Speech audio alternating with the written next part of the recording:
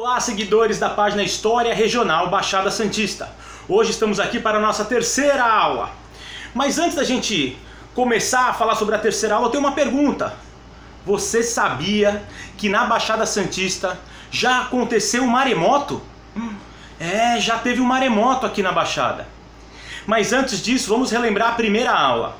Na primeira aula falamos sobre a ocupação do solo, que foi feita pelos homens de Sambaqui. Eles são os primeiros habitantes que nós temos conhecimento até a data de hoje. Depois deles, vieram os tupiniquins, da tribo dos Guaianazes, esses índios que recepcionaram os portugueses que chegaram aqui por volta de 1500. Falamos quem são esses primeiros portugueses. Falamos de Cosme Fernandes e João Ramalho, na parte vicentina da ilha de São Vicente. Falamos sobre Pascoal Fernandes e Domingos e Luís de Góes, na parte santista da ilha de São Vicente. Esses são os primeiros personagens que começam a ser relatados através de documentos, mas outros já estavam aqui também. Até porque, em São Vicente, quando chega Martim Afonso, já havia um povoado, lembra que eu falei sobre isso? E esse povoado vai se tornar vila em 1532, a primeira vila do Brasil, oficial, datada pela história portuguesa. Essa vila constituía-se de 12 casas, 12 casebres pequenos, com cercas, tinha criação de porcos, tinha alguns animais e uma casa de pedra, que funcionava como uma casa principal, uma casa de câmara, onde se discutiam as principais decisões daquela vila. Enquanto isso, o povoado de Santos está com a plantação com Domingos e Pascoal, a construção do outeiro de Santa Catarina com Luís de Góes, Brás Cubas em 40 já está voltando para o Brasil e ocupando a região da ilha de Barnabé, vai começar a negociar as terras com Luís de Góes, essas terras que ele vai comprar de Inguaguaçu. Mas nesse período, lembra que eu falei na aula 2 que as principais famílias e mais abastadas que vinham para a nossa região iam para a vila de São Vicente.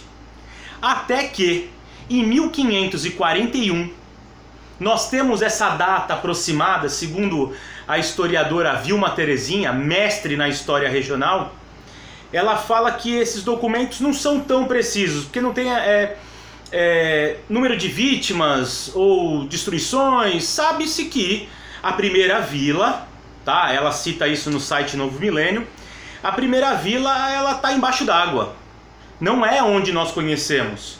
Nós e turistas vão visitar São Vicente na Biquinha achando que ali começa a vila de São Vicente. Ali pode ser a construção da segunda vila de São Vicente, porque a primeira ficou embaixo d'água. Há relatos de Frei Gaspar de Madre de Deus, isso em 1797, que ele vai relatar, analisando os documentos da Câmara. Por quê? Em 1540 tem cartas mostrando as decisões tomadas na Casa de Câmara. Em 41 possivelmente foi o maremoto, porque em 1º de janeiro de 42 já não há relatos dessa casa e as reuniões são feitas na Igreja da Praia. Então, esse maremoto, na verdade eu já ouvi falar que foi um tsunami ou maremoto, de novo essas coisas de conceito. Mas na verdade foi uma grande ressaca, as quais a gente assiste em pequena escala hoje, tanto em São Vicente quanto em Santos. É uma discussão que está tendo hoje aqui na região. A contenção do mar na ponta da praia, quebrando as muretas de São Vicente ali na praia do Gonzaguinha também.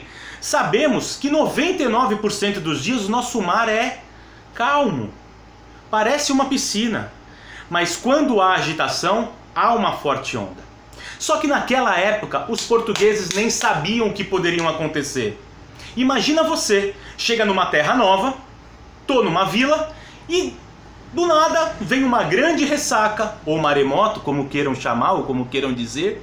Esse não é o contexto é hoje a gente entender que existiu uma vila e hoje ela está embaixo d'água.